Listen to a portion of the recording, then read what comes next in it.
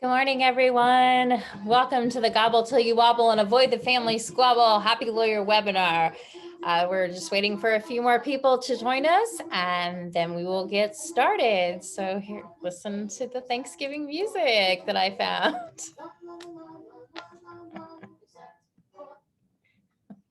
So yes, I am Kristen McIntosh, the happy lawyer here at Schweitzer and Associates. And yes, I really am happy as I love working with my clients, helping them create unique, personalized estate plans. I believe in not having any same cookie cutter, one size fits all estate planning. Instead, I like to save my cookie cutters for baking homemade goods, which we give out to our clients here at Schweitzer and Associates, as well as our referral partners. So here at Schweitzer and Associates, we are trying to change the way you think about lawyers. So let's get started. So today we're going to cover a few topics that I encourage you to talk to your adult children about so that they know, what you want to have done both during your lifetime as well as when you pass on. So by doing so, you will hopefully alleviate any potential family drama. And yes, sometimes there is family drama, but we'll get into that in a few minutes. So we're going to talk about who's in charge, which of your children is going to be responsible for your long-term health care, who's going to make end-of-life decisions for you, who's going to be responsible for after-death arrangements, who's going to get the family heirlooms, and who's going to take care of the surviving parent after one of your parents passes on. Okay, so you guys ready?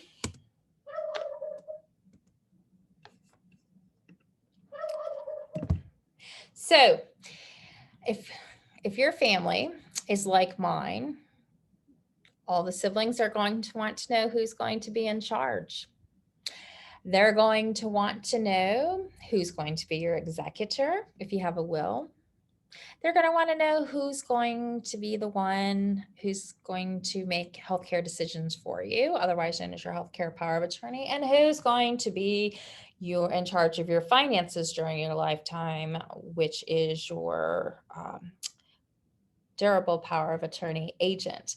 And these are not easy decisions to make during your lifetime. And oftentimes, even when you make the decision, sometimes the child that you think is the appropriate person, his or her siblings are not going to think they were the appropriate decision. So that is one of the most important reasons as to why you should discuss these things with your children, who you want to be in charge of your affairs and your reasons why you want that child to be in charge of your affairs. Now, I'm going to tell you a story about Fred and Mary. Fred and Mary are an elderly couple, and they have two adult children, Maggie, who is a nurse, and Fred, who is a financial planner. Now, for years, Mary and Fred had always intended to talk to their adult children about, who they wanted to be their executor, if they got around to making a will, and who they wanted to make healthcare decisions for them and financial decisions. And they just kind of thought, they would have time. There was always tomorrow. And I hear that a lot from my clients. Well, I mean, of course, they just assumed that, Maggie, being the nurse, would be the one to make the healthcare decisions, and Ted, being the financial planner, would be the one to make their financial decisions if they weren't able to do so. Unfortunately, they never told Maggie or Ted about this, and sometimes that can lead to problems. Let's take a look at this video clip from the movie Knives Out about what can happen when you have not discussed these rules with your children and they find out after you have passed on. No, that is not, no, that can't be. Can I see that, please, Alan? Please. It's right. You know, here's the thing. I don't know what to say. We're in his family, so. So, as you can see, sometimes your children are not going to understand why you made those decisions. And I think we can all agree it would have been easier if Mary and Ted had sat down, or Mary and Fred had sat down with Maggie and Ted and talked about why they were making Maggie their healthcare agent and Fred their financial power of attorney, as well as Ted their executor of their will. Because I think if they would have done that, and I think you would agree with me, then Maggie and Ted wouldn't have been so upset and shocked. So that is just one of the many reasons why you should talk to your children about who's going to be in charge of your affairs, both during your lifetime and when you pass on, as well as, why you are making those decisions. So next we're going to cover, who's responsible for long-term care. There are many options available for long-term care, and we're going to look at Mary, who now unfortunately has had a stroke, and she is unable to speak because of her stroke, and she is now paralyzed. And all of a sudden, she can't live at home. She's got to go somewhere.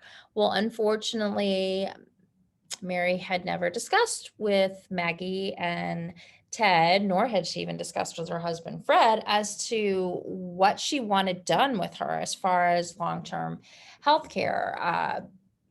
She didn't talk about whether she wanted to go to a nursing home ideally, or if she wanted to, have a caregiver take care of her at her home. So when the social worker showed up at the hospital and approached Maggie and Ted, the social worker wanted to know, well, where are you going to, place your mother? Well, Maggie and Ted looked at one another, and, Ted immediately snapped, well, of course she's going to go to a nursing home.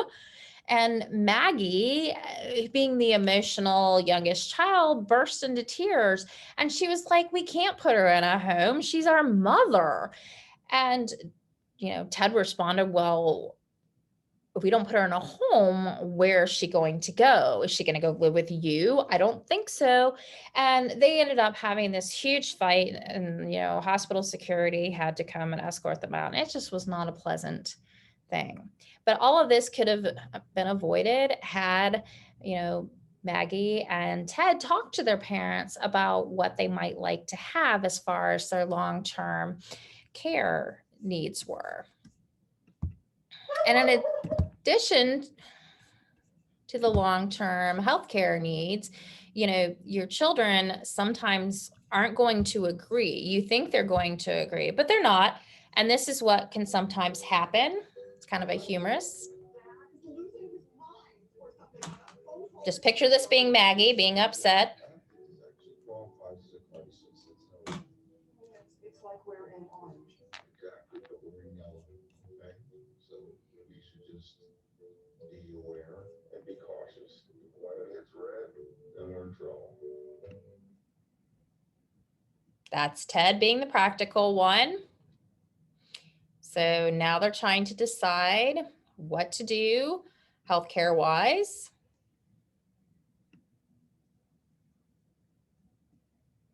So Ted thinks he's found a solution. Oops. And unfortunately, Maggie's not happy about the solution because she doesn't want to, again, put her mother in a nursing home. So they finally agree on the nursing home, but now comes the other question. They never talked to the parents about who was going to pay for the costs. I mean, in North Carolina, the average nursing home costs around $229 a day. That's $83,585 a year. And I don't know about you, but not a lot of us have that just laying around. So now Maggie and Ted, they don't know if their parents had saved up. Do they have money to pay for health insurance, long-term care for years? They don't know. They didn't ask. And they didn't ask if their parents, either one of their parents, especially Mary, who now needs it, had long-term health care insurance. And so now Maggie and Ted, not knowing that, have to decide who's going to pay for that cost. Are they going to split it between themselves? Oh, well, you know how things have gone with Maggie and Ted, so I'm sure you can imagine that's probably not going to be an option on the table. And if both of them aren't going to pay for the health care, which one of them is going to have to pay for the health care? Now, all of this could have been avoided had they talked to their parents to discuss the long-term health care potential cost and help their parents, you know, encourage them to talk to a financial planner and or an estate planning attorney to prepare in advance for these future long-term health care financial needs. So now, unfortunately, poor Mary, you know, a few years have passed and now poor Mary is in the nursing home. But poor Mary now has a terminal illness. And the doctors have determined that there's nothing more they can do for her. And for all intents and purposes, she's going to die. And unfortunately, Mary never got around to signing a living will. So the doctors really have no guidance as to what should be done for her. And the doctor calls Maggie and Ted into his office and says, you know, explains the situation to them and asks them what they think Mary would want to have happen. And, you know, remember, Maggie's a nurse and she's the caregiver of the family. And she hates to see her mom suffering. And she doesn't think that her mom would want her life prolonged. So, you know, she tells the doctor, well, I'm going to take her home so that, you know, she can die at peace. And Ted, you know, he was always a mama's boy, don't you know, snaps and says, no, I want everything done for my mother that could possibly be done. I'm not ready to lose her yet. And Maggie is like, but she's suffering. And again, they got into another huge bitter fight in the doctor's office. And again, hospital security had to be called to escort them out. It was just not a good situation. And the children probably should have discussed this. Actually, they definitely should have discussed this with their parents while Mary was in a position to express her wishes. And as you can see here, here's kind of what normally happens when a child, for some reason we don't have volume.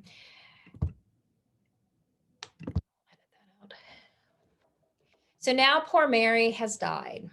And Ted and Maggie have gathered at the family home and, you know, they're trying to decide what should be done for their mother. They realize they never asked their mother, you know, did you want to be buried?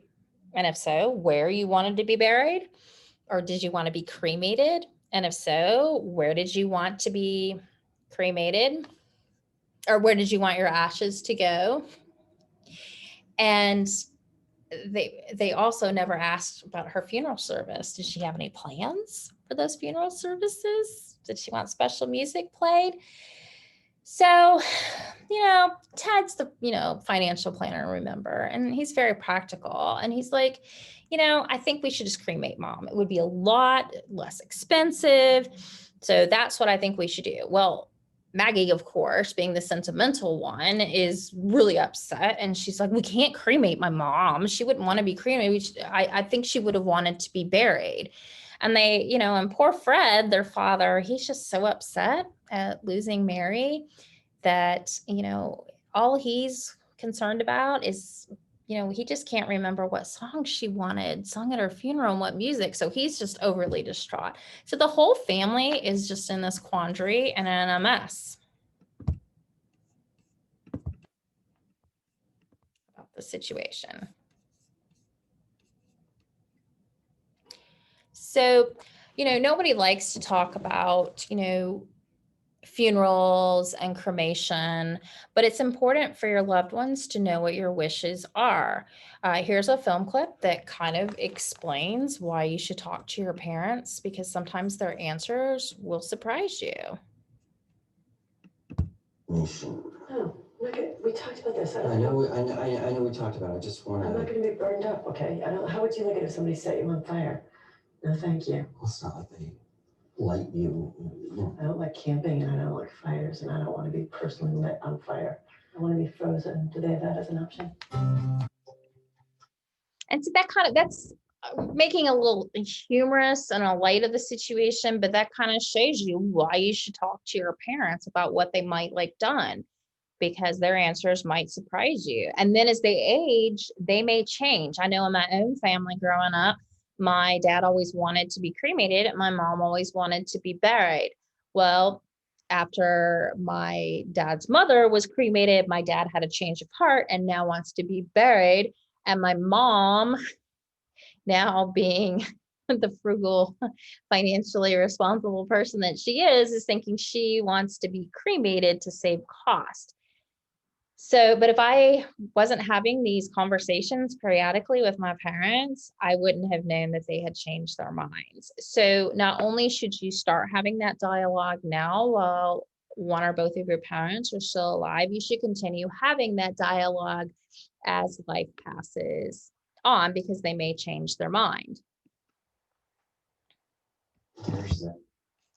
So, unfortunately, poor Mary has passed, and the children decided to bury her in the family plot.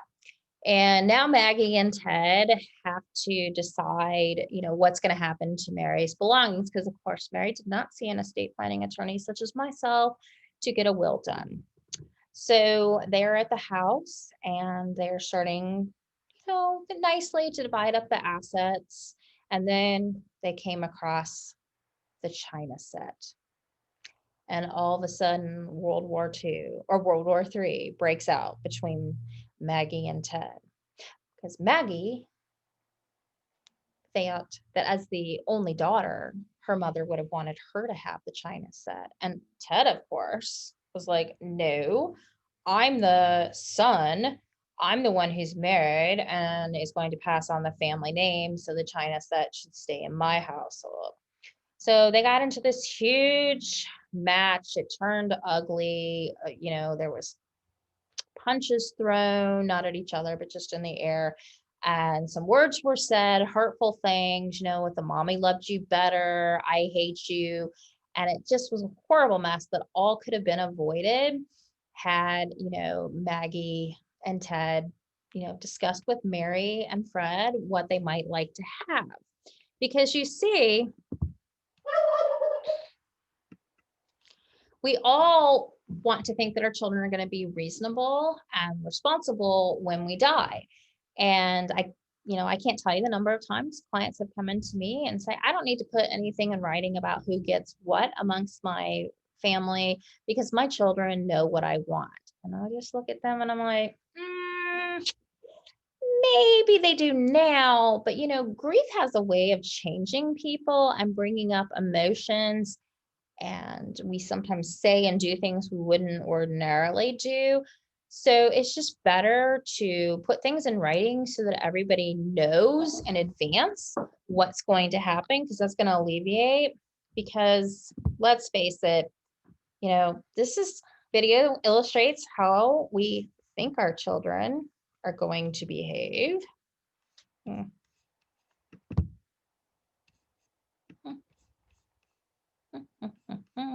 Really, you're not going to play my video?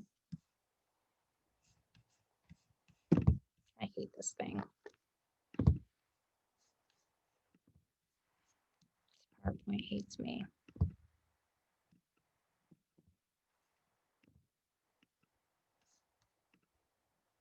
This is how we think our children are going to behave.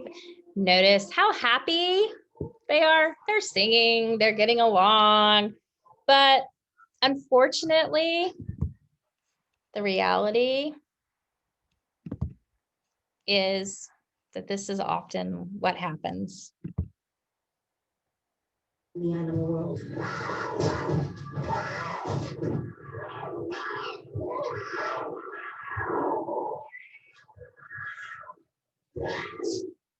So it's important to avoid the family squabble and talk to your adult children about, your wishes. You might want to have them tag personal property while they're home visiting about items that they want. I've had some of my clients type up a list where, including my own mother and dad, where they have listed what they want, which items they want to go to uh, certain of their children. So my siblings and I all know what we're going to be getting.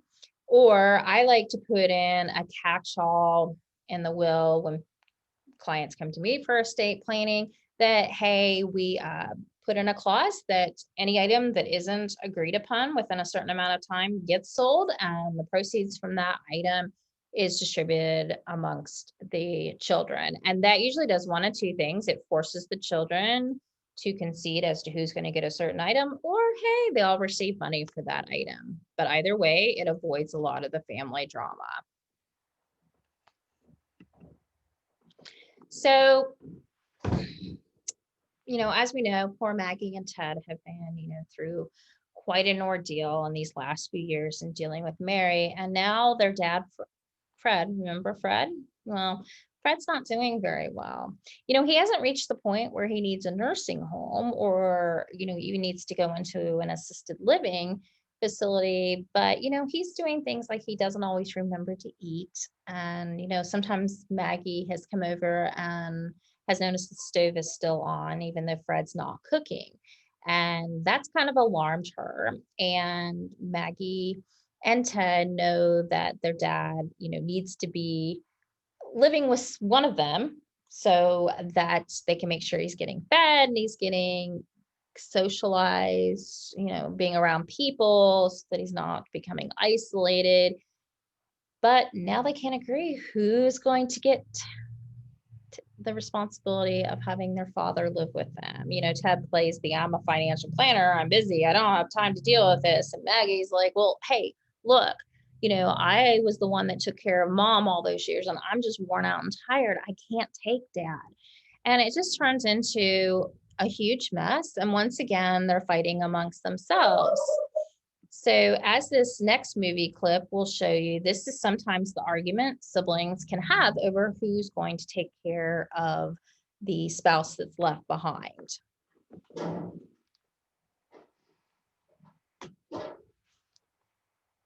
See? You could move down, you could have the house. There, I got time to think about. He's very unhappy there. Of course, he's unhappy. If he were happy, he wouldn't be there. You could have him transferred. You could find a very nice place right here. You could have the whole house. You could have the section. You could find work down here, Lee. No. Why not? Just. No. Well, then give me one good reason. I don't want to. I made this decision once already. When Daddy had his first stroke, I made this decision that I was not going to waste my life.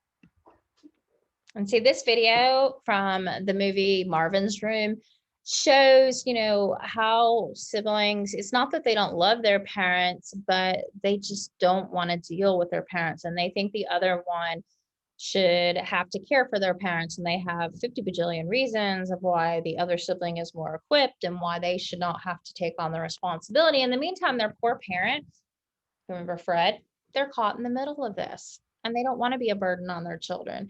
So that's why it's important to have these conversations before the triggering event happens to determine who's going to, take care of the surviving parent when the other parent passes on. So Maggie concedes and she's like, you know what, fine, I'll take dad, but into my home because I think he'll be happier with me and it's just not worth the two of us fighting, brother Ted.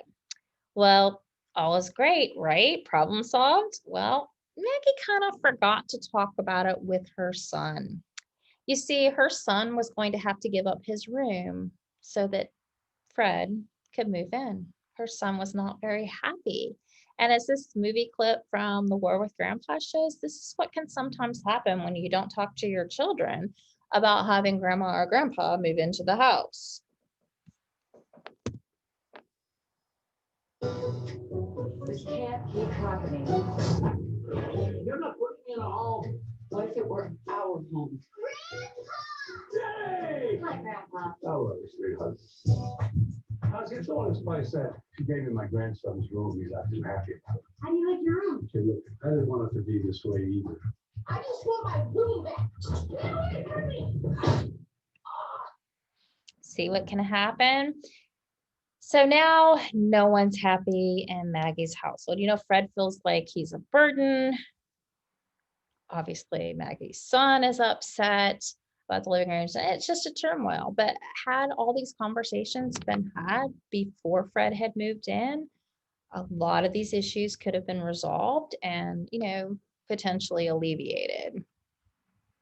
So as we've seen from these video clips, family dramas are really fun to watch on TV or in the movies. We get a good chuckle out of them, but they're not so fun when they happen to within our families. So the important thing is, so that we can avoid this family drama, is remember, gobble till you wobble this Thanksgiving and avoid the family squabble by having these conversations with your adult children, and adult children have them with your parents. If they don't bring them up, find out who they want to be in charge of their affairs, what long-term healthcare plans have they made, and what long-term healthcare decisions do they want to have happen if they get a choice in the matter. Also, how they feel about long-term, about, end of life decisions. Do they want to be kept alive with every medical possible, treatment being taken, or, do they just want to pass on peacefully when it's their time? And then when they do pass on, what are their plans? Do they want to be buried, or do they want to be cremated? These are important issues to find out. And also, you may want to talk about the family belongings. Definitely make sure they have a will. And if they don't have a will, healthcare power of attorney, or a financial power of attorney in place, definitely encourage them to talk to an estate planning attorney such as myself. But in the meantime, you also want to talk about the little odds and ends, the knickknacks, the family heirlooms, who's going to get those, or who your parents want to get those, just so that everybody's on the same page. And finally, you need to talk about when mom or dad passes on, what's going to happen to the surviving spouse. Are they going to want to live with one of the children, or are they going to want to go into an assisted care facility? These are important conversations to have before the inevitable happens. So hopefully I've given you some useful information and some helpful hints and tips on the importance of talking to your adult children about your estate planning needs, and also encouraging you children out there to have these conversations with your parents. And the holidays are generally a good time when everybody's together to have these conversations so that everybody's on the same page. Again, I thank you so much for participating in this webinar. You can reach me at kmcintosh@nclegalcounsel.com, or you can visit our website for more information at www.nclegalcounsel.com. And I hope that next month you will join me for my next webinar, which will take place on December 30th at 11:30 a.m. It's going to be There's No Business Like Snow Business, Celebrity Estate Planning Mistakes. So hopefully you will learn a bit more on that date. And in the meantime, happy Thanksgiving, everybody, and hope you have a wonderful and safe time with your family and your loved ones. And until next time, as I always say, as the happy lawyer, stay happy.